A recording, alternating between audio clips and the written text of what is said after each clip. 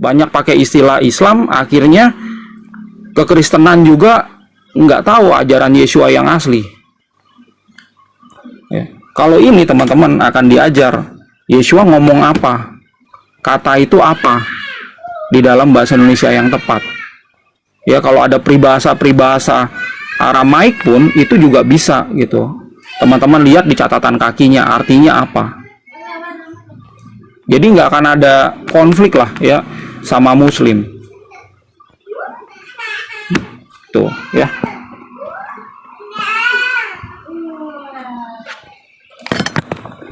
Kalau Yohanes 1, Yohanes itu selalu dipakai pendeta Allah Bapa, Allah Anak, Allah Roh Kudus gitu. Nah, itu dia tuh yang jadi masalah ya. Yesua itu kan kalau di Matawi itu kan ngomongnya kan baptislah mereka di dalam nama Shem Ava Webra Weruha Dekutsa, di dalam nama Sang Bapa dan Sang Putra dan Roh Kudus. Nggak ada Allah. Tapi karena ngikutin Kristen Arab, makanya ke Arab-Araban gitu. Jadinya ada Allah Bapa, Allah Tuhan, Tuhan Allah. Gitu. Nah, teman-teman mesti sadar ya, terutama teman-teman apologet Muslim ya. Kalau diskusi sama Kristen, ajak mereka, tanya mereka ajaran Yesua asli itu seperti apa. Yesua ngomong apa?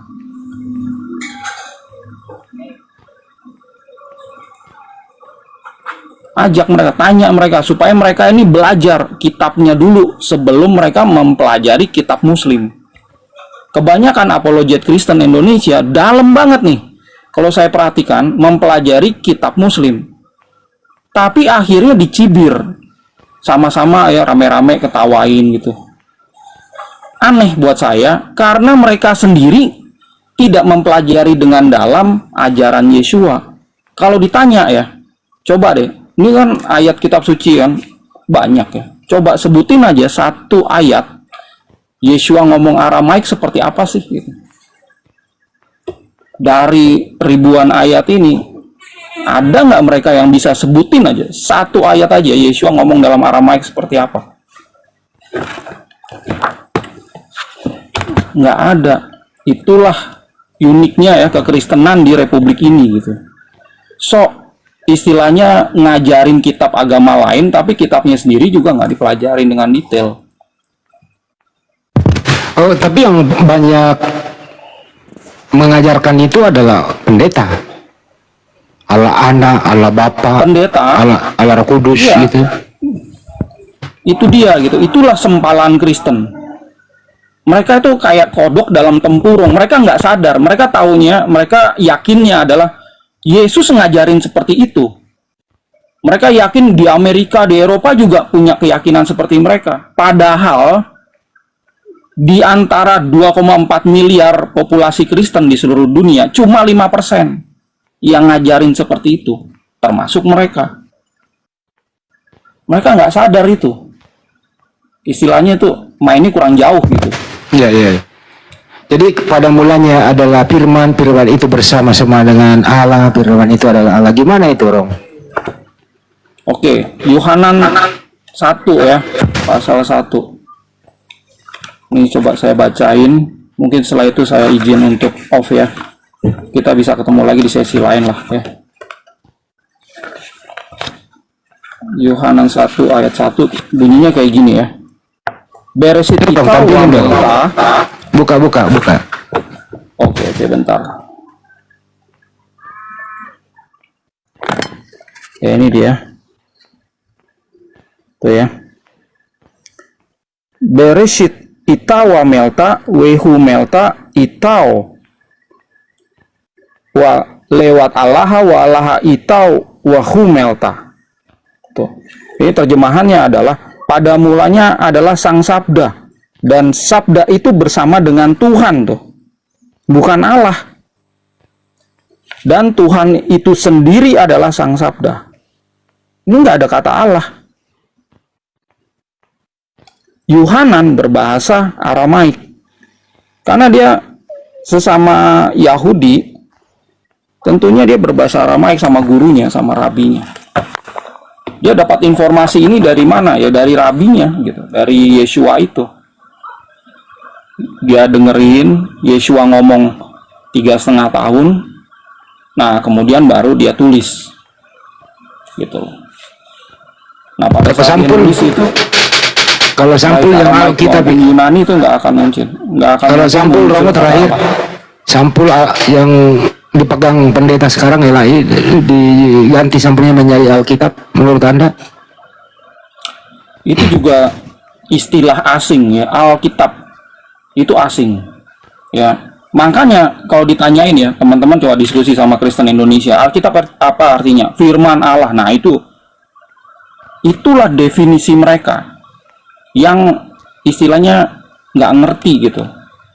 Sejarahnya itu seperti apa? Nggak ada Alkitab, yang ada adalah Ketava Kadisha. Dalam Aramaik itu Ketava Kadisha, kitab suci atau kitab yang dipilih. Kenapa dipilih? Karena kitab-kitab itu ada banyak, ada ratusan. Harus dipilih, kayak kalian yang muslim ini kan hadis ada ribuan, kan ada pemilihan kan. Terus ada golong-golongannya. Nah, seperti itu tuh comparisonnya.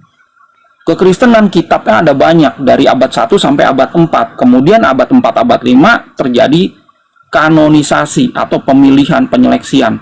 Setelah ada kanonisasi itu, muncullah kitab suci, Ketava Kadisha, kitab-kitab yang dipilih. Jadi kalau ditanya kitab suci apa, harusnya jawabnya adalah Ketava Kadisha, kitab-kitab yang dipilih. Tapi Kristen Indonesia kalau ditanya Alkitab, firman Allah, nah itu udah ngaco. Definisinya aja berbeda. Kenapa kami tahu? Romo, ya kalau seandainya nih LAI mau merubah wajah, netral dan jujur bertanggung jawab dalam menerjemah, tidak ada lagi istilah-istilah Al-Quran di dalamnya kan gitu. Menurut Anda apa yang terjadi? Yang terjadi adalah yang diinginkan kita bersama, yaitu kedamaian. Ya, kurangnya konflik antara sesama Kristen dan Kristen Islam. Itu yang kita inginkan. Itu secara ekstern yang kita ingin capai. Secara ekstern itu, kalau secara intern yang penggunanya selama ini sudah berakar rumput sampai udah masuk ke kalbu bagaimana? Ya, secara internal Kristen kan, Kristen sendiri kan konflik kan dengan adanya penggunaan kata Allah ini. Nggak semua Kristen setuju. Ini kan cuma sempalan aja nih yang menginginkan terus ada kata Allah, terus ada ajaran Yesus adalah Allah. Ini cuma sempalan. Ya, tentunya akan berdampak lebih positif. Jadi orang-orang Kristen di Indonesia ini sadar ajaran Yesus adalah Allah itu adalah hoax. No reference at all. Nggak ada referensinya sama sekali. Lagi doa, kata Rasul. Ada nggak di terjemahan Anda? Kata Rasul tidak ada juga di dalam terjemahan kami ya. Karena gini, kata Rasul itu memiliki dua definisi sebenarnya di dalam KBBI kita. Definisi pertama untuk Islam, definisi kedua untuk Kristen. Nah, ada sih sebenarnya yang bisa ayat-ayat ya yang bisa memakai kata Rasul di dalam terjemahan Pesita. Cuma ada kesepakatan di dalam tim penerjemah kami gitu. Untuk apa kita pakai kata ini kalau kita masih pakai kata utusan? Jadi lebih netral pakai kata utusan. Oke, mungkin ada satu pertanyaan lagi setelah itu saya. Woi, lebih netral ya. Ya udah itu ada Daman Alpi, silakan. Daman aja Daman. Man. Oh iya teman-teman, dalam waktu dekat ini saya sama More Reski akan ketemu untuk bahas bagaimana kami itu nantinya akan datang ke LAI. Ya, jadi kami akan buat satu paguyuban. Di situ isinya elemen Kristen dan elemen Muslim yang akan didukung oleh MUI. Jadi kita ke LAI itu ada surat yang kami udah draft ya. Itu surat tuntutan penghapusan kata Allah di TB3 LAI. Jadi kami akan datang ke sana. Sama ya, jadi dong. Ya, ini minggu depan coba kami diskusikan lebih detail ya, rencananya enaknya gimana, draftnya kayak gimana ya. Terus nanti kalau rencana saya pribadi adalah kita nggak perlu diskusi sama LAI, pokoknya udah masukin tuntutan ini, kita blow up ke media, nanti baru kita sama-sama bawa gitu ke Depak dan Depdikbud. Gitu, ada undang-undangnya yang udah kita siapin gitu. Tahu, udah sampai Kalvi tuh informasinya. Katanya sih kemarin itu H+10 Lebaran beliau tuh mau datang kan dari Cirebon ke Jakarta. Iya, nggak jadi itu gara-gara kan ini kan tadinya kan suasana Lebaran. Ramadan kan, nggak enak kita aktivitas kalau di situ. Ya udah, nggak usah gini, bahas kalau itu. ngobrol Ini aja Romo, kita himbauan. ngobrol itu kita ngopi-ngopi gitu. Iya betul. Nantilah himbauan kepada dari Romo Aldo sendiri nih. Himbauan kepada pendeta, kepada siapapun yang Anda katakan sempalan itu, apa himbauan positifnya untuk mereka? Oke, gini ya teman-teman ya, kalau kata-kata saya ini keras ya, ini bukan bermaksud untuk menyakiti teman-teman, tapi ini adalah fakta aja sebenarnya. Kalau Kristen-Kristen yang ngajarin Yesus adalah Allah itu adalah sempalan. Ya tolong jangan ditanggapi secara sensitif emosional. Ya. Nah, Ada suara anak-anak. keinginan saya adalah mengekspos ini bukan untuk menyerang si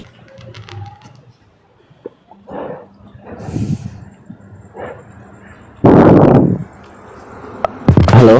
Bukan untuk menyerang, tapi edukasi. Kita sambung aja. Aldo lagi down dalam Iya, audio. jadi ibaratnya Ya, gini Bang Andi.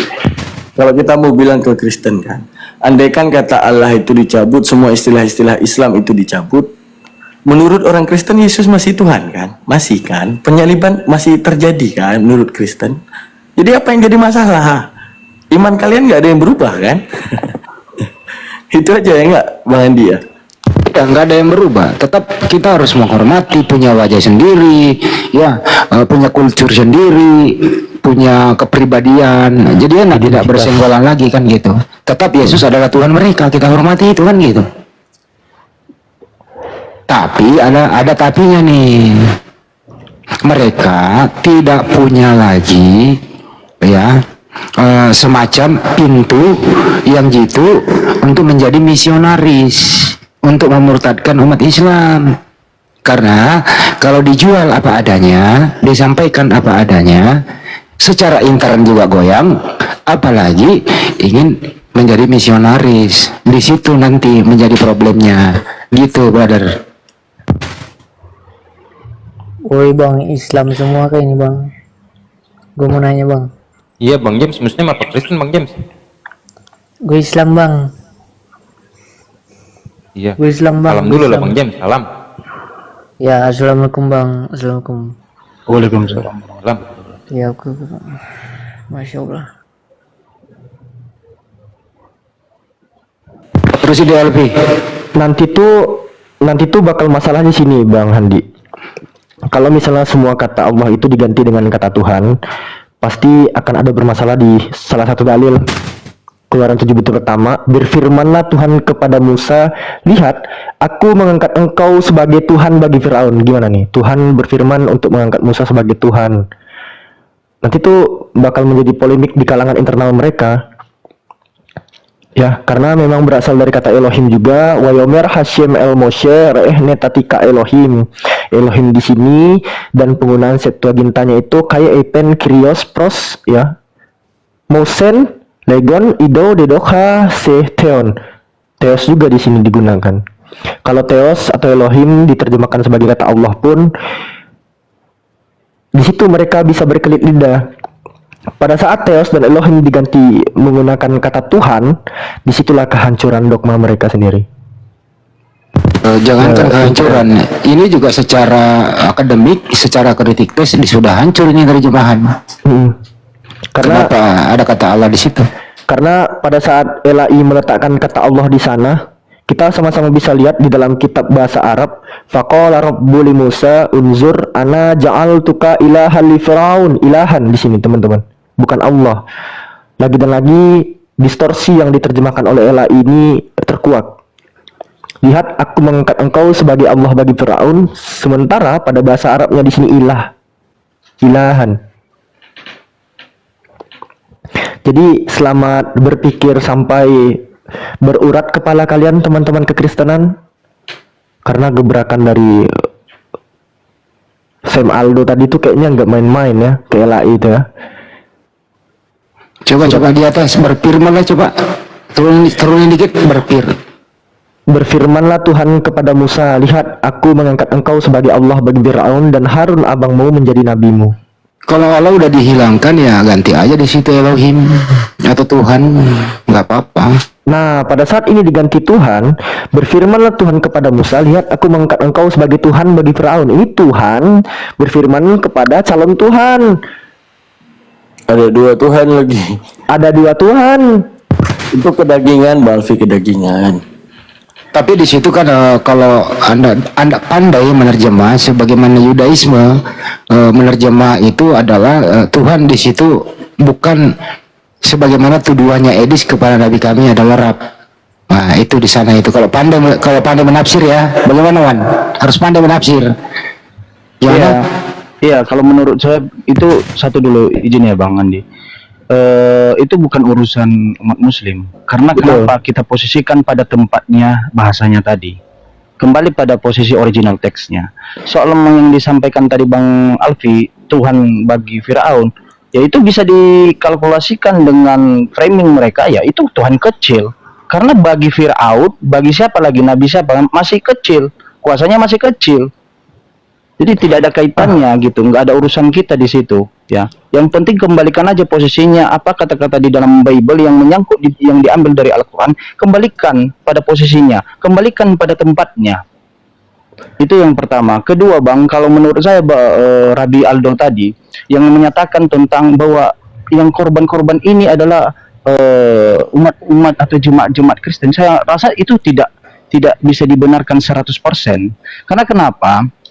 Pendeta itu ada namanya belajar ketika mereka sekolah teologi, ada yang 8 tahun, ada beberapa yang 5 tahun, ada namanya kritik teks atau textual criticism. Di sana itu mereka mempelajari tentang teks-teks original, teks kuno Bible mereka, kaidah-kaidah bahasa kuno.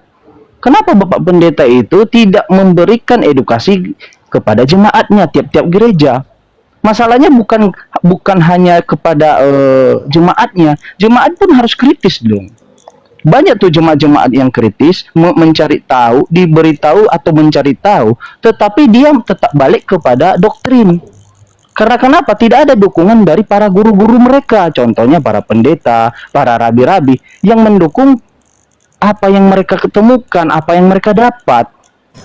Mohon maaf, kalau di Al-Quran ada namanya studi Al-Quran atau ulumul Quran ya, itu juga sama, mempelajari tentang filologi, kritik tekstual, leksikografi, semuanya mempelajari, sama kayak di Bible. Tetapi coba bayangkan, kalau di dalam Al-Quran, salah menyebutkan teks aja, itu guru-guru akan kritik kepada umatnya. Ataupun seorang imam aja salah mengucapkan ayat, itu kritik mereka. Jadi menurut saya kalau pernyataan Bang Aldo tadi saya kurang setuju ya kalau dibilang umat Kristen yang lain adalah korban ya. Tidak, mereka juga termasuk korban dan pelaku itu hanya setipis kulit bawang kalau menurut saya. Kenapa dikatakan setipis kulit bawang? Kalau dia itu sudah diberitahukan, kita ajak mereka untuk merujuk pada original teks, tetapi mereka tidak mau, berarti mereka juga termasuk pelaku. Kekeh gitu. Kalau menurut pribadi saya Bang. Jadi menurut Anda mereka ini pelaku dan korban beda-beda tipis gitu? Beda tipis kulit bawang. Bisa dikatakan pelaku ketika dia itu tidak kembali pada original teksnya. Terkecuali kita tidak tunjukkan jalan nih. Bang Daman nggak tunjukkan jalan. Oh ini loh di ayat kalian seperti ini. Bang Alfi tidak tunjukkan. Baru masalahnya kita diskusi, kita menunjukkan datanya kredibel, data dari mereka, tetapi mereka juga tidak menerima. Pertanyaannya, ketika mereka tidak menerima, apakah dia korban atau pelaku? Mohon maaf, kalau di dalam ilmu hukum itu adalah pelaku. Karena mengetahui Dia telah mengetahui, terkecuali tidak mengetahui. Itulah gunanya ruang diskusi seperti ini. Bang Handi buka seperti ini supaya yang lain itu dapat ilmunya. Masalahnya kalau udah dapat dia masih keke, berarti dia pelaku juga. Pendetanya masih keke, berarti dia pelaku juga. Itu Ini, logik Bang. hukumnya. Kenapa mereka memaksakan Theos itu diterjemahkan sebagai Allah? Karena pada saat Theos diterjemahkan sebagai Tuhan atau Dewa secara letterlet, gelar Kyrios yang disematkan kepada Yesus tidak bisa mengagungkan nama Yesus sebagai Tuhan dan Juru Selamat. Betul. Itu aja alasannya. Betul, betul. Saya setuju. Bahaya. Saya setuju. Nih, Alkitab tekan dikit sama Bang Daman. Coba Bang Daman buka mic. Mereka tuh rusak di sini nanti tuh. Tuhan telah berfirman kepada Tuanku, Eipen ho Kyrios to Kyriomo. Coba tengok di bahasa Arabnya. Qala Rabbun Rabbi. Hah. Ayo, mana yang Tuhan pencipta langit dan bumi, mana yang Tuhanan? Dua Rob di sini loh. Hancur kan?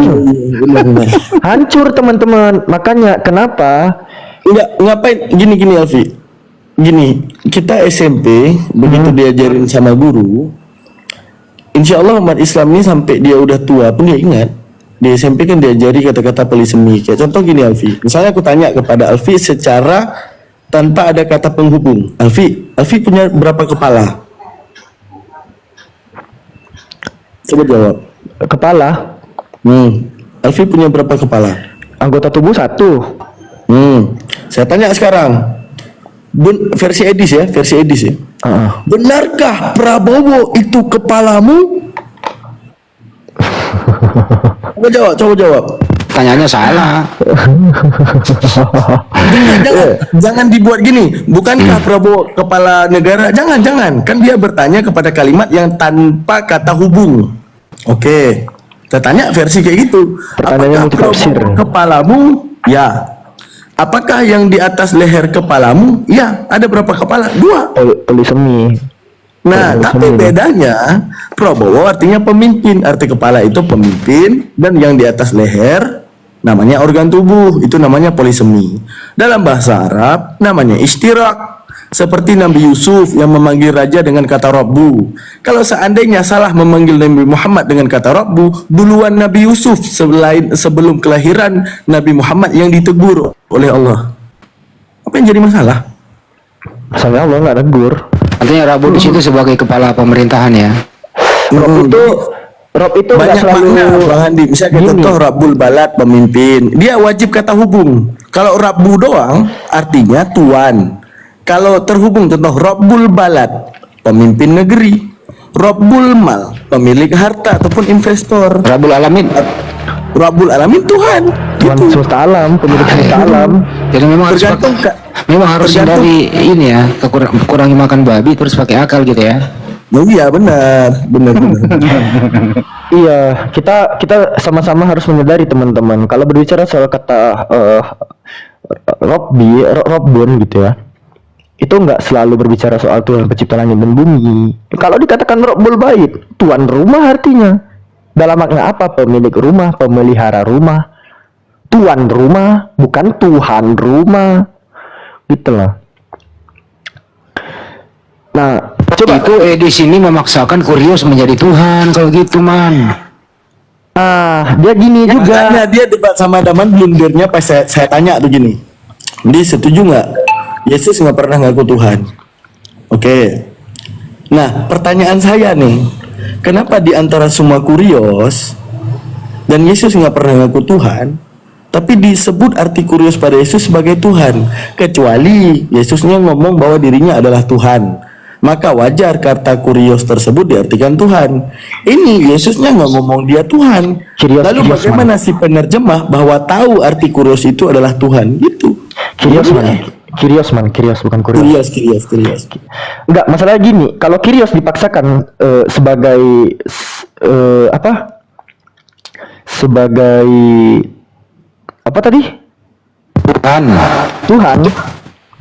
Coba kita lihat dalil yang sering dijual Kristen.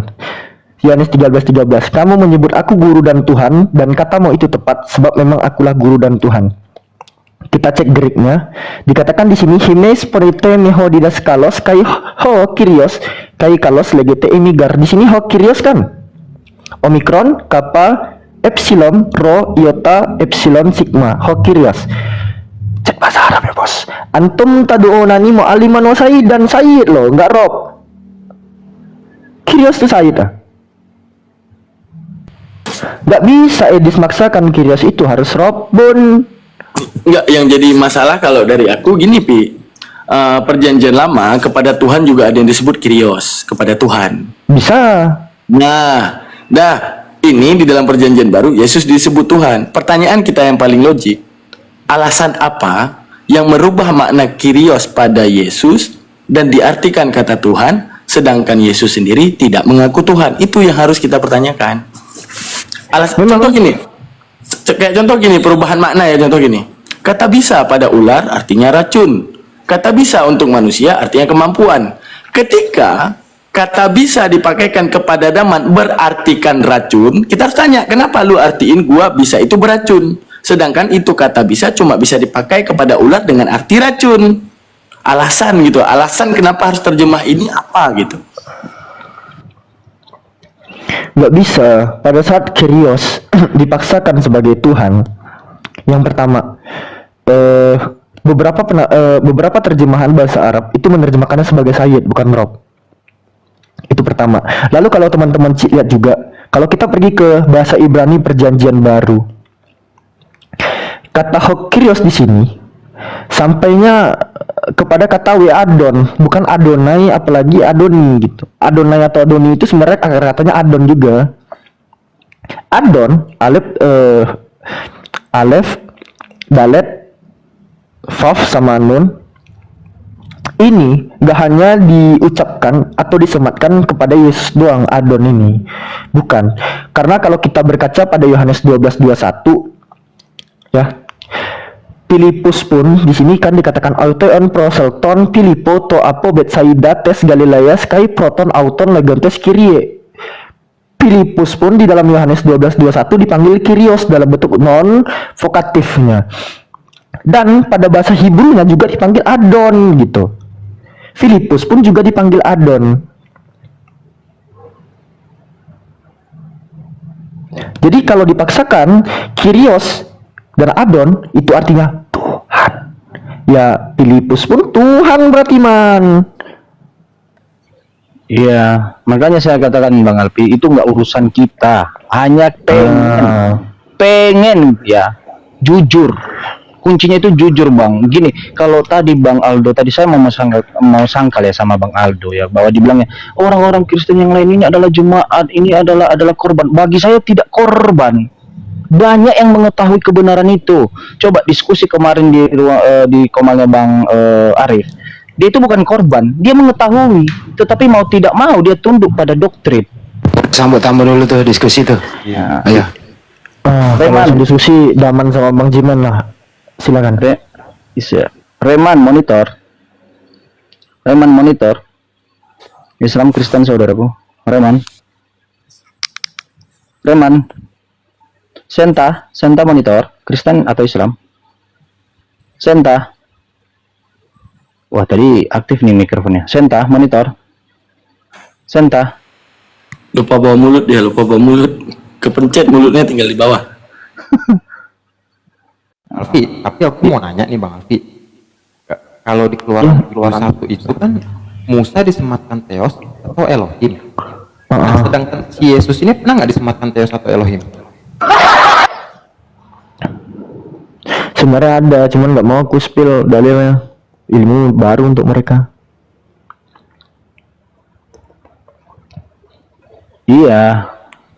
Dramatic monitor. Kalau bicara soal Elohim, Bang Fer, malaikat pun disebut Elohim. Kalau berbicara soal Theos, Musa pun disebut Theos kan gitu. Dewa Hades pun gelarnya Theos. Zeus, Poseidon pun gelarnya Theos. Sama aja. Dewa juga artinya. Ya, kita sapa tamu ya. Dramatic monitor Islam Kristen. Dokter Magic nih, lupa Magic ya. Dokter Magic Touch. Dokter Magic, monitor, Islam Kristen. Dia punya usaha ini ketok magic mungkin nih. Dokter Magic, monitor. Iya, makanya yang katakan tadi Bang Alpis sama Bang Aldo, janganlah kita ginilah, kita udah tahu pelakunya ini LAI, ya. Salah kita, entah salah entah apa, kita belanglah pelakunya ini. Sumber kesalahan itu dari LAI. Nah, bukan berarti karena sumbernya di situ semua kita limpahkan di situ salahnya. Karena kenapa ada beberapa orang-orang Kristen, bahkan pendeta itu mengetahui. Ya, kalau pendetanya mengetahui, apakah masih LAI juga yang kita salahkan? Tidak. Terkecuali pendetanya tadi tidak mengetahui. Pendeta itu pengajar loh. Bahkan di studi mereka itu ada namanya kritik teksnya, itu mencakup nilai-nilai original teksnya untuk kembali kepada kaidah-kaidah bahasa kunonya. Kenapa mereka tidak menyampaikan kebenaran itu kepada jemaat? Ada sarananya, ada prasarananya. Apa itu sekolah minggu? Kenapa di sekolah minggu justru yang diajari nyanyi-nyanyi? Kenapa yang justru diajari di sekolah minggu itu adalah doktrin-doktrin gereja? Jangan lu sekarang ngomong kayak gini. Lu dulu juga pelaku. Ah, jangan kayak gitu lah Bang. Udahlah. Assalamualaikum Ustaz Arianta. Iya Jimen, gitu banget sama mantan. Waalaikumsalam warahmatullahi wabarakatuh. Assalamualaikum. Jangan lupakan mantan dong. Ya enggak, itulah bukan apa, bukan gitu. Itulah ngeyelnya dulu saya. Ngeyelnya kayak gitu. Saya udah tahu nih. Nah, kalau udah tahu apakah dia itu masih korban? Tidak, dia pelaku. Sama halnya ada orang membunuh di depan mata orang lain, tetapi orang lain itu mengetahui, tetapi dia diam. Ketika ditanya di pengadilan, apakah kau mengetahui? Dia diam. Dia tidak jujur. Dia itu lebih jahat daripada orang yang melakukan kejahatan itu. Ya. Jadi jemaat-jemaat yang lain ini yang mengetahui, dibacanya dengan secara sejarah, baik di kacamata sejarah, secara original teksnya, bahasa kunonya, dia mengetahui, tetapi dia diam, dia bahkan mendukung doktrinnya, bukan malah sebaliknya. Apakah dia masih korban? Kalau saya tidak, itu pelaku lebih jahat dari pelaku sebelumnya, menurut pribadi saya, gitu. Jadi saya pun dulu pelaku, jujur, saya dulu pelaku. Kenapa saya katakan pelaku? Saya ikut menggaungkan bahwa Yesus itu Tuhan. Secara original teksnya itu, saya tahu bahwa dia itu bukan Tuhan. Dia itu hanya rabi. Tuhan itu diletakkan pada Tuhan bukan Tuhan ya. Tuhan itu diletakkan pada presesi hanya kodratnya manusia. Tidak bisa kita katakan sama kayak ini. Rab itu hanya di penguasa kekuasaannya hanya terbatas. Rabbil Alamin baru menjelaskan sesuatu hal yang tidak terbatas. Berapa tahun kau membohongi dirimu sendiri, dan apa yang menyebabkan kau berhenti berbohong? Nah, kalau itu lama lah Bang, sampai umur saya 24 tahun. Di umur 26 tahun, 7, 8 itu saya mempelajari ya. Baru berapa bulan yang lalu saya masuk pindah gitu. Ya, yang membuat saya berhenti itu saya anggap karena Tuhan memerintahkan kita sebagai manusia menyampaikan kebenaran dan ikut dalam kebenaran itu. Ya. Justru itulah saya harus ikut dalam kebenaran itu. Apa itu caranya? Memulai dari diri saya sendiri. Makanya berhenti dulu. Berhenti membodohi diri sendiri. Agar orang tidak menganggap kita bodoh gitu. Kalau menurut pribadi saya, ya. Kenapa dia menyakiti saya? Ya karena kamu masih di tempat itu, kau tidak pergi ke tempat lain. Bahkan di tempat lain itu banyak orang yang menyambut kamu untuk bahagia. Gini Man, kalau berhenti membohongi diri sendiri, kan resikonya banyak, kehilangan pekerjaan, kehilangan segalanya begitu. Nah, apakah anda mengalami itu? Saya mengalami, tetapi saya melewatinya. Karena kenapa? Saya yakin justru kalau pribadi saya Bang, kalau ada orang mengatakan, oh ini nanti mata pencarian saya hilang seperti ini. Justru kau bukan orang yang bertuhan, tetapi orang yang meragu-ragukan Tuhan. Bukankah Tuhan sudah mengatakan, bahkan semut pun saya pelihara. Bahkan kerai di hutan sana yang tidak punya sekolah, tidak punya skill, saya pelihara. Ya, yang tidak mentuhankan saya, yang tidak taat kepada saya pelihara di dunia ini. Ya. Justru orang-orang seperti itu orang-orang yang meragukan Tuhan itu sendiri. Justru itu saya melewatinya, Bang, pekerjaan. Saya melewatinya, bahkan saya melewati fase-fase di dalam keluarga dijauhi. Apakah saya sudah mati? Menangis Bombay atau menangis bahagia? Ya bahagia dong. Karena kenapa? Karena kebenaran itu tidak semua orang bisa melakukan. Saya berbeda dengan yang lain. Ya, karena dia jujur, Bang, kalau saya punya koperasi, saya punya dulu mata pencarian dari riba yang tidak dikehendaki Tuhan. Saya dapat duit banyak di situ, Bang. Masalahnya ketika saya menuju ke jalan kebenaran, jalan yang diperintahkan Tuhan, tentu saya harus lepaskan itu. Rela nggak kita? Sebenarnya berat bagi saya, tetapi beransur-ansur saya mengikhlaskan. Karena kenapa? Itu tidak baik untukku. Nah, sekarang sudah saya lewati. Apakah saya mati? Apakah saya miskin? Apakah saya tidak bisa melanjutkan studi saya? Tetap kan bisa melanjutkan. Apa bedanya menangis Bombay dan menangis bahagia? Udah abang ngekan saya dari tadi Assalamualaikum kok. dulu deh, nggak diskusi ternyata. Waalaikumsalam warahmatullahi wabarakatuh. Salam. Diskusi ini benda. Diskusi ya. Bang Jimen, aku cuma mau konfirmasi satu hal, Bang Jimen. Bener nggak? Ibaratnya tuh gini. Kan kita sering debat sama Oten dan juga termasuk Bang Jimen pelaku debat sebelah pihak dulu ya sebelum masuk ke kubu kita ya kan gitu. Nah, bener nggak ada rasa kayak apa yang disampaikan Bang Juma itu ketika diteliti semua dalil yang dia sampaikan, ada perasaan sekalipun Anda akan bantah kayaknya iya deh apa yang disampaikan Bang Juma, tapi bedanya saat itu karena rentanitas kamu udah meyakini banget itu ajaran kamu benar, kamu tetap akan membantah, tapi kebenaran itu emang udah hadir di kamu, benar nggak? Ada rasa iya ya, Benar. ibaratnya gini dikit saya simpulkan ya, ibaratnya gini, iya ya pernah pakai Bang Juma. Enggak, pokoknya enggak. Pendeta aku aja bilang gini kok, Yesus Tuhan kok, Yesus dengan darahnya nebus gue, masa gue enggak gitu, ada enggak gitu? Ada, bukan ada. Memang itu terjadi tiap hari. Mohon maaf, Bang, saya pergi ke gereja bertentangan dengan isi hati dan pikiran saya dengan langkah kaki gerakan. Karena kenapa? Ngapain saya di sana? Saya sudah mengetahui kalau itu hanya semuanya buang-buang duit. Mohon maaf. Kalau seandainya dari kecil dihitung, orang Kristen itu dihitung, pergi gereja, tetapi gereja itu tidak ada manfaatnya secara kerohanian kepada Tuhan, untuk apa? Hitung tuh berapa duitnya. Mungkin saya bisa udah beli mobil lagi aja saat ini. Saya kasih kolekta 4 kantong lagi. Kadang itu 5 kantong karena ada pembangunan. Bayangkan coba. Itu diputar lagi, 2 kali putaran lagi. Sore siangnya nanti kalau jemaat yang masuk siang, mutar lagi di situ. Oh, bayangkan coba. Jadi pikiran itu tadi yang abang sampaikan Bang Daman, ada Bang Daman, ada. Bukan bahkan tiap hari Minggu itu ada pikiran itu. Oh, untuk apa sih? Buang-buang waktu, buang-buang tenaga, buang-buang duit. Itu juga tidak menyelamatkan aku nanti di akhirat kok. Ya. Berarti Makanya, kesimpulannya lanjut. Izin Bang. Makanya beberapa orang karena keraguan dia itu memaksa dan membuat dirinya atau pikirannya tidak percaya Tuhan. Ujung-ujungnya apa? Tidak percaya agama, tidak percaya Tuhan, ateis. Coba yang terjadi di luar negeri sekarang, mereka meninggalkan semuanya. Apaan seperti ini? Kita dibuat rancu gitu. Tetapi orang-orang yang tekun, dia bersabar dulu, dia cari referensi lebih panjang lagi, lebih banyak lagi, ya mudah-mudahan lah dia akan menemukannya kebenarannya sendiri. Kira-kira begitu, Bang. Enggak, maksudnya saya mau konfirmasi gini. Dalam kitab Tauhid Bang Jimen disebutkan gini. Kok arti daripada kata hidayah? Kita sekarang kan mengartikan kata hidayah itu kenapa kamu enggak Islam padahal kamu udah tahu kebenaran? Belum ada hidayah. Seakan-akan hidayah itu kayak Allah tekan tombol ke hati lu dan lu pilih, bukan. Hidayah itu benar ditentukan Allah, tapi di alam azali.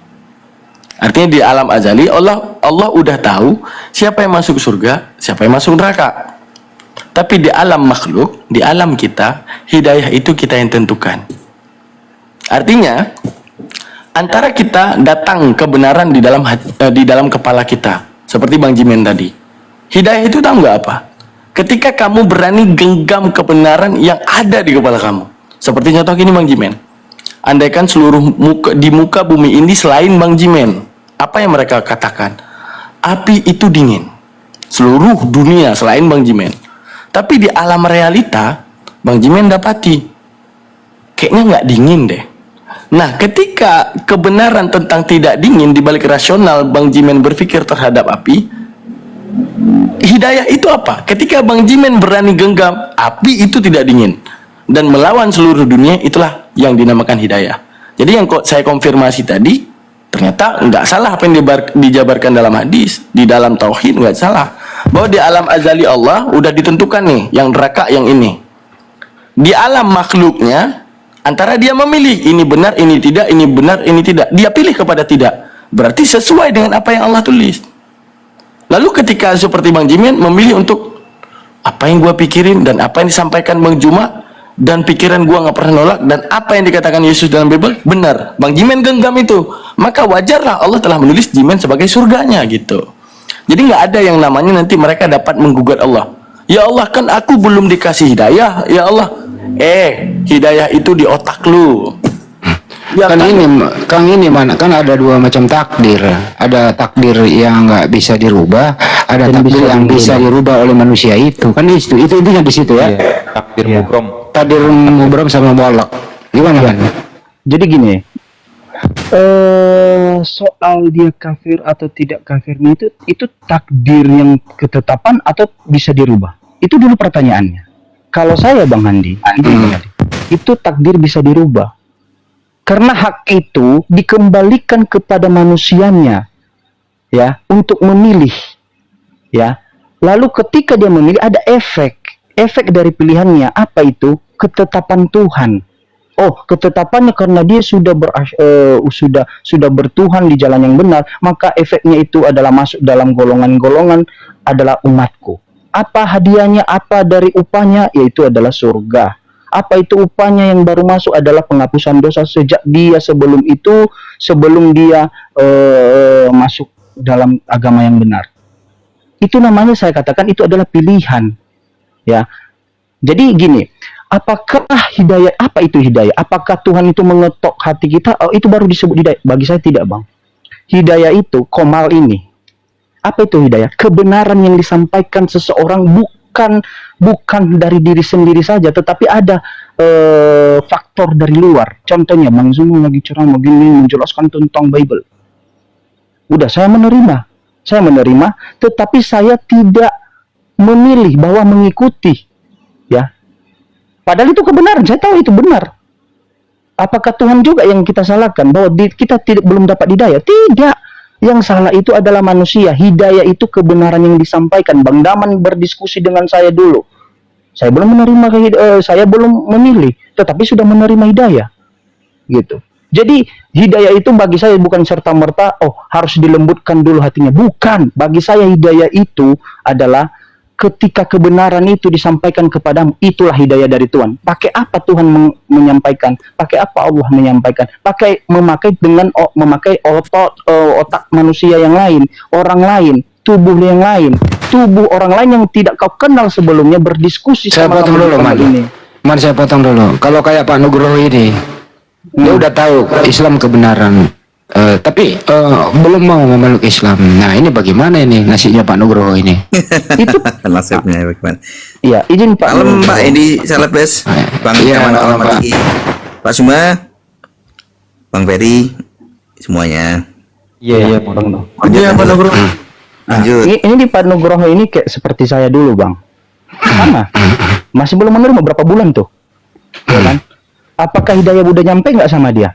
Kira-kira hidayah sudah sampai nggak kepada Bang Nugroho? Hidayah dari Tuhan, dari Allah, udah nyampe nggak? Man, lu dulu 1 bulan nyebelin banget gua, nyebelin bener. Serius. Bukan 1 bulan, Bang Handi. Abang masa nggak hitung? 3 bulan lebih. Oh iya 3 bulan nyebelin gitu. Ini orang kayak Nugroho juga lu dulu. Lanjut. Nah, apakah hidayah sama Bang Nugroho ini udah sampai atau tidak? Sudah. Apa itu hidayah? Kebenaran tadi melalui siapa? Melalui Bang Zuma, melalui Bang Daman, melalui Bang Alvin, melalui Bang Handi, disampaikan dengan kebenaran, bahkan ditunjukkan dengan data, ya, ditunjukkan data-data literasinya, bahkan bukan literasinya itu dari Muslim, tetapi dari orang lain. Masalahnya bukan hidayahnya belum nyampe, hidayahnya udah nyampe, tapi dia memilih untuk tetap pada pendiriannya. Maka apakah Tuhan itu akan menetapkan tempatnya? Menetapkan. Makanya waktunya itu selama nafas itu belum lepas dari tenggorokan. Firaun itu, ya, dia baru sadar Tuhan itu benar ketika nyawanya itu di tenggorokannya. Artinya apa? Itu keterlambatan. Makanya dulu Bang Andi ini nakut-nakutin saya dulu. Man, ya, kita nggak tahu besok mati. Benar juga. Saya belum sempat memilih. Kalau seandainya detik itu saya pilih, detik itu juga dijadikan ketetapan oleh Allah kepada diriku. Oh, di mana nih posisi anak ini saya berikan? Manusia yang dekil ini di mana posisinya? Apakah surga atau neraka? Makanya jangan sampai waktu itu terlambat. Sebenarnya barang yang paling berharga itu di dunia ini adalah waktu. Justru itu manfaatkan waktu itu untuk memilih yang tepat. Jadi udah datang nih data sama Bang Nugroho, sudah disampaikan capek-capek nih, ya. Bahkan ditunjukkan. Tapi dia tidak menerima. Lalu dia mengatakan, hidayah belum sampai kok sama saya. Bacok bagi saya itu. Hidayah udah sampai melalui orang lain, ya. Melalui orang lain, kau yang memilih tempatmu, kau yang memilih, ya, pendirian apa yang harus kau pilih. Jadi ketika udah ada efeknya dari Tuhan, jangan salahkan Tuhan, jangan salahkan keadaan. Kira-kira begitu, Bang. Aku mau tanya gini, Man. Ya. Kira-kira nggak gini, karena stigma yang aku tahu daripada mungkin ya orang-orang Kristen ya, kayak apakah setelah Islam mereka harus benci Yesus? Sekarang aku tanya nih kepada Jimen, setelah Bang Jimen Islam, kira-kira lebih menyayangi anak Maria atau justru membencinya kira-kira? Saya paling benci kalau ada yang menyatakan menghujat Yesus, ya, tidak memposisikan anak Maria tersebut pada kodratnya, tempatnya. Itu menghujat. Contohnya saya katakan seekor Nugroho itu kurang ajar kalau saya nyatakan argumentasi itu, karena seekor itu posisinya, mohon maaf, binatang. Tuhan itu beda kodratnya kepada anaknya Maria.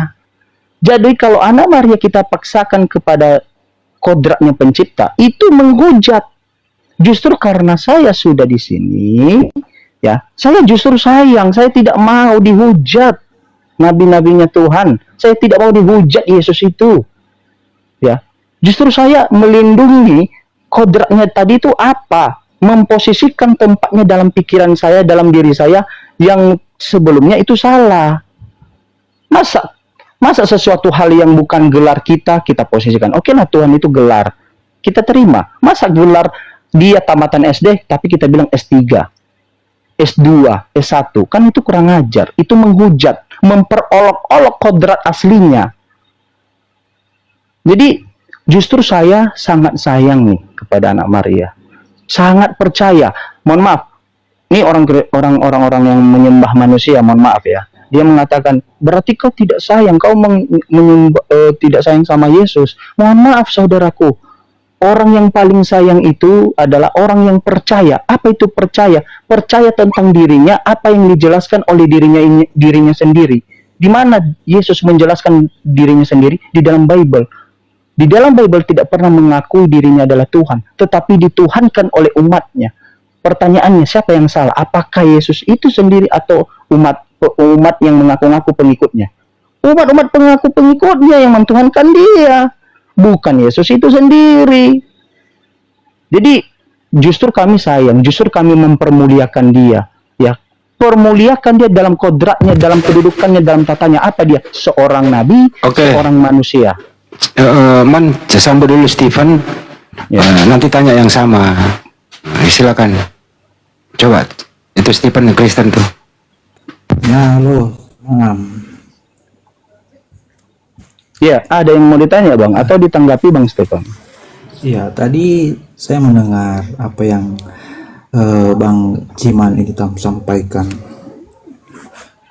Tetapi ketika saya mendengar itu, sayang sekali pemahaman Anda tentang Injil, tentang Yesus itu setengah. Maksudnya apa saya katakan setengah? Karena hanya mempercayai perkataan Yesus dan ajaran Yesus bahwa dia adalah nabi.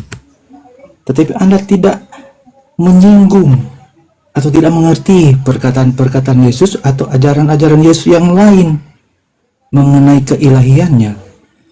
Karena ada banyak perkataan Yesus. Memang dalam ajaran Injil itu Yesus tidak berkata, "Akulah Tuhan." Tetapi ajaran Yesus berkata bahwa sifat-sifat Allah itu ada pada diri Yesus.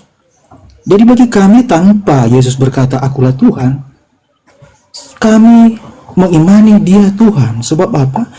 Sifat-sifat Allah itu ada padanya. Dia mengatakan sendiri kepada para rasul. Saya beri contoh ketika dia berkata, "Akulah yang awal dan yang akhir." Nah, perkataan ini kan kemudian diikuti oleh Allah SWT ketika dia muncul di Arab. Nah, ini ada Udah kepanjangan Bang. Pasti ngutipnya kalau hadit itu. Iya, makanya kepanjangan. Biar Jiman dulu yang merespon, biar Jiman. ingat ya. Iya bentar Bang Ingat. Stentor. Aduh. Ya, oke, Ini kan kepanjangan selesai. itu. Saya Iya, itu khotbah di gereja. Kita bukan pakai ini kalau pemahaman saya tentang ilah Yesus ini yang kalian potong. mana datanya? Pemahaman tentang Mana keilahian datanya, Yesus dalilnya? yang Yesus katakan. Mana dalilnya? Saya uji nih. Makanya jangan dipotong. Iya, Ini sebutkan belum mana selesai dalilnya. kok dipotong. Apanya yang belum Nah, selesai? saya Itu bawa betul, dalil. mana dalilnya? Iya, makanya sabar dulu. Ini saya mau kasih dalil. Oke, Ketika saya Yesus tunggu. berkata, "Dialah yang awal dan yang akhir." Anda mungkin tidak ingat itu ya? Ya, gitu. Oke, dah. Jangan dipotong atau Iya, di mana berbunyi dia adalah awal dan akhir? Di mana Yesus berkata dia adalah awal dan akhir? Ya, Di mana? sabar. Nah, ini ya di bicara- dalam Wahyu 2 ayat 6. Ayat, Wahyu 21. Ini salah satu dari sekian ayat ya. Wahyu 21 ayat 6. Semuanya telah terjadi. Aku adalah Alfa dan Omega, yang awal dan yang akhir. Orang yang haus akan kuberi minum dengan cuma-cuma dari mata air kehidupan. Kemudian di Wahyu 22 ayat 13. Aku adalah Alfa dan Omega, yang pertama dan yang terkemudian, yang awal dan yang akhir. Nah, kata-kata ini kan kemudian diikuti oleh Allah SWT ketika dia muncul. Kenapa Anda tidak memahami ayat ini? Anda hanya memahami bahwa Yesus Nabi. Itu memang Iya, ajaran. udah. Di dalam Bible ada nggak lagi kalimat ayat yang atau perkataan pernyataan seperti hal yang sama yang disampaikan oleh Yesus? Mohon maaf, Wahyu itu bukan kitabnya Yesus. Wahyu itu bukan yang dituliskan Yesus. Wahyu itu bukan yang dituliskan oleh murid-murid Yesus. Itu satu poin dulu harus kau ambil garis besar. Dalilnya dari mana? Ya, oke, saya uji ini, makanya saya uji. Wahyu siapa yang nulis? Wahyu itu rasul. Saya ulang, kitab Wahyu itu siapa yang nulis? Rasul Yohanes yang tulis. Baca ayat 1.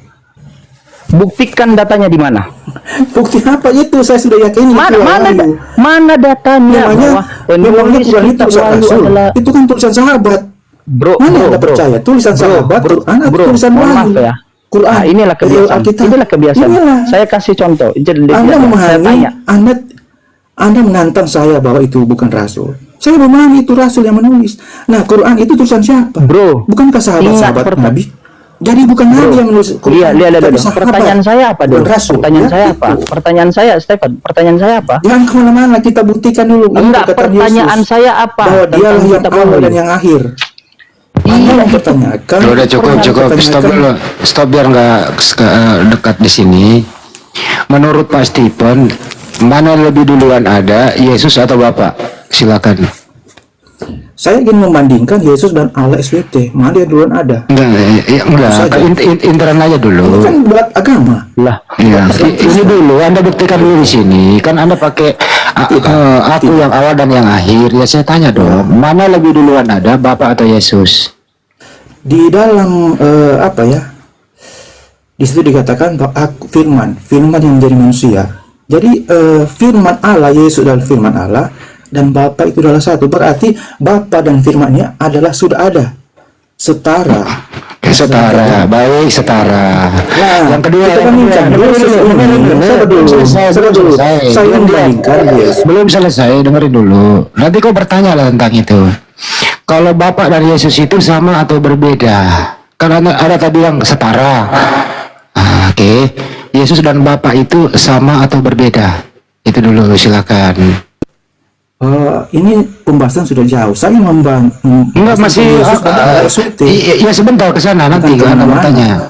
Buktikan dulu mana yang ada Yesus dan kalau mau diskusi atau tidak, dengar mau nanti habis ini. Mau Dengar tidak dulu. dengan Iya. Dan kemana-mana Iya, kamu ini nggak bisa menjawab argumentasimu sendiri loh.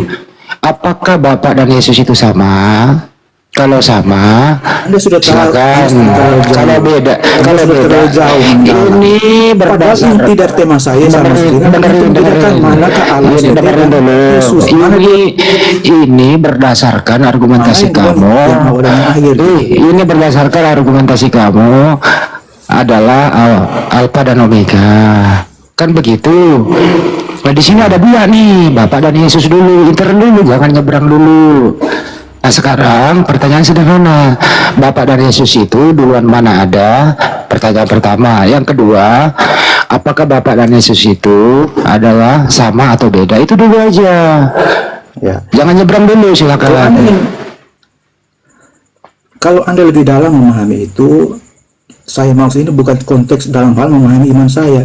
Saya masuk di sini dalam konteks membandingkan Bisa dan menjawab. Yesus. Bisa menjawab nggak nih? Bukan, Anda sudah Sederhana, iya, habis ini. Nah, Jauh. Sederhana lo pertanyaannya. Apakah Yesus dan Bapak Saya itu bisa sama? jawab. Ya jawab lah. Saya bisa Sama atau jawab, beda? tapi ketika saya menjawab, Jawab aja. Sama atau beda? Yesus dan yang Bapak. lain. Makanya saya fokus di tema saja. Yesus dan Bapak Apa yang saya sama. maksudkan? Saya tanya Jiman deh. Lu diam dulu di situ. Awal dan akhir. Lu diam dulu di situ. Lu diam dulu di situ. Lu nggak mau ditanya sederhana kok. Coba saya Jiman, saya tanya orang yang berakal. Man, apakah Yesus dan Bapak sama, Man? Tidak. Beda. Oke. Stephen, Yesus dan Bapak sama atau beda? Saya tidak membahas itu. Saya Tidak mau membahas itu, Yesus dan diam. Allah. Manakah yang Diam, nggak mau membahas. Diam dulu. Man, manakah yang awal, yang akhir, yang benar? mana lu duduk? Diam dulu. Sebab sama-sama berkata begitu. Entah, lu diam dulu. Pak Nugroho. Ya, Pak Nugroho. ya betul. Ya, Yesus, ya, ya. Yesus dan Bapak itu sama atau beda? Beda. Beda. Mana lebih duluan ada, Yesus atau Bapak? Apa? Pintar. Jadi akulah awal dan yang akhir. Diam dulu, jangan ganggu. Nugroho ini Kristen loh. Yang awal dan yang akhir siapa, Pak Nugroho? Yesus atau Bapak? Bapak lah. Bapak. Dalilnya mana? Pintar. Jangan kau itu kamu nggak mau membantah, kamu nggak mau menjawab kok. Mestinya kau Orang pakai menjawab. pintar kok dikatakan Udah. Orang tak pakai dalil dikatakan tidak pintar. Gimana sih? Udah, nggak bisa, kau turunin aja. Nggak ada gunanya. Oh iya juga ya. Nggak ada gunanya. Kita bisa tunjukkan dalil lagi juga tadi. Orang nggak ngerti bahasa Indonesia kok. Ya udah, kita di sini karaoke aja deh daripada diskusi sama orang bloon kayak gitu. Bener ya, Komal gue itu Komal bukan tempatnya orang bloon, tapi orang yang jujur. Itu maksudnya. Lanjut. Nah, jadi izin. Saya mau ke tempat ke narasi dia. Dia mengatakan di dalam Bible aku adalah awal dan akhir, itu adalah Yesus. Oke, saya terima persepsi dia. Tetapi yang salahnya di mana salahnya? Ketika dia benturkan di surat Al-Qur'an. Jadi standarisasinya untuk mentuhankan Yesus ngambil dari Al-Qur'an. Padahal kitab yang berbeda, iman yang berbeda loh. Di dalam iman Islam itu Yesus itu adalah nabi, utusan. Ya. Di dalam iman Kristen, Yesus itu adalah Tuhan. Itu udah bentrok. Jadi standarisasinya itu diambil dari rumah orang. Harusnya ngambil Bible. Nah, udah tepat tuh pernyataan Bang Handi tadi. Mana yang duluan, Bapak atau Yesus di dalam Bible? Itu udah tepat. Udah benar, tetapi dia nggak bisa jawab. Siapa yang salah di situ? Yang salah cara berpikirnya Stephen tadi. Ya, kau pakai standarisasi orang lain, iman orang lain, kitab orang lain. Harusnya pakai standarisasi apa? Kitabmu sendiri, imanmu sendiri. Ya, untuk mengetahui isi rumah Jimen, siapa yang harus ditanya? Orang tua Jimen dengan saya, bukan tetangga saya. Kan nggak nyampe tuh pikiran dia. Makanya ketika dijawabnya Al-Quran tadi, saya tidak mau lanjut. Karena kenapa? Ini tidak punya data, tidak punya ilmu. Gitu. Harusnya orang teologi, apologet, belajarlah yang dibawa apologet Kristen. Kalau dikritik adalah Bible, sumbernya harus dari Bible. Tidak boleh dari kitab orang lain. Masa kau ambil kitab agama pagan. Ya tidak apa-apa sih kalau kamu ambil kitab agama pagan, ya sama-sama karena sumbernya dari sana juga. Tok kitab kamu itu kok. Tadi gini, dia mau nyebrang tapi dia nggak bisa membuktikan data yang dia bawa. Iya. Sebelum nyebrang, dia mau membandingkan Allah Subhanahu Wa Taala dengan Yesus. Gimana pencipta dengan ciptaan lu mau bandingin, kucluk? Iya. Dan lagi Gimana coba? Dan lagian gini bang, itu tidak make sense, tidak apple to apple. Maksudnya gini, kenapa saya katakan kau ngambil standarisasi Tuhan Yesus kau tuhankan, tapi ngambil dari kitab orang lain. Sementara pemahaman kitab orang lain itu, yang awal dan akhir itu Allah, bukannya Yesus. Harusnya kau ikuti dong. Kalau kau cocok logikan, kau masukkan dari kitab orang, kau masukkan di dalam kitabmu, dalam imanmu, harus yang kau tuhankan siapa? Bukan Yesusnya, tetapi Allahnya. Posisikan. Makanya gue bilang itu nggak nyambung, makanya malah saya berdiskusi. Saya pengen seperti pendeta yang kemarin mau berkata jujur, punya data, ya. Kalau ketika ditanya Bible, dia ngambil sumber dari Bible secara teologi. Itu benar dong. Bukan memahami dari Al-Quran. Gila ngambil. Lu udah nyuri lagi kata-kata dari Al-Quran, lu curi juga tuh ayat-ayatnya. Gila itu manusianya. Kira-kira begitu. Lucu nggak pertanyaan dia, mana lebih duluan ada Yesus atau Allah? Lucu nggak pertanyaannya itu, Man? Tidak lucu, itu udah benar. Enggak. Enggak. Mana duluan Yesus ada? dengan- Apple to apple nggak sih? Bandingkan Allah Subhanahu Wa Taala dengan Yesus? Tidak. Allah itu di Al-Quran. Terkecuali kalau pernyataan Abang Handi tadi baru apple to apple, apa itu? Mana duluan, Bapak atau Yesus? Nah, baru benar. Gitu dia. Makanya orang asal ngomong, tong kosong nyaring bunyinya, nggak ada isinya. Kita nggak dapat edukasi, makanya malas saya ngelanjutin, Bang. Belum lagi gue tanya, mana lebih kalau Alpha dan Omega, mana lebih duluan ada Yesus atau Maria? Bagaimana itu kira-kira jawabnya? Pasti bulat. Secara rohani duluan Yesus, tapi secara kemanusiaan duluan Maria. Bagaimana itu? Kalau saya Betul, itu kan jawaban gampang Bang Indi, ya kan? Gimana itu? Ya maksud jawaban gampang, lebih susah mana duluan telur dan ayam. Itu susah. Bang Nugroho, tapi saya mau nanya deh, kita kan sama-sama, aneh kan juga dari Katolik nih, saya mau nanya, Wahyu 22, Siapa? yang tadi dibawa sama temennya Pak Nugroho yang Kristen juga. Di ayat ke-9, nomor ke-9, itu malaikat siapa menyampaikan? Ketika dia menyampaikan, janganlah berkata demikian karena aku adalah hamba. Itu malaikat siapa mengatakan? Waduh, aku cari. Kalau itu harus baca Judul dulu perikopnya ya. apa tuh? Judul perikopnya apa? Kedatangan siapa? Sebentar, aku ambil Bible dulu. Bentar. Coba silakan. Karena kan yang dikutip tadi kan nomor ke-13-nya tuh, yang mengatakan Alfa dan Omega juga. Tapi dia lupa baca di nomor ke-9-nya. Silakan baca Apa tadi Wahyu ya? Wahyu ya? Wahyu. Bang, ya? Itu kan sebenarnya kan mimpi Yohanes 10 Patmos kan? Itu kalau ngimpi itu kita nggak tahu tuh mimpi apa enggak tuh. Ya, emang mimpi Wah. tuh.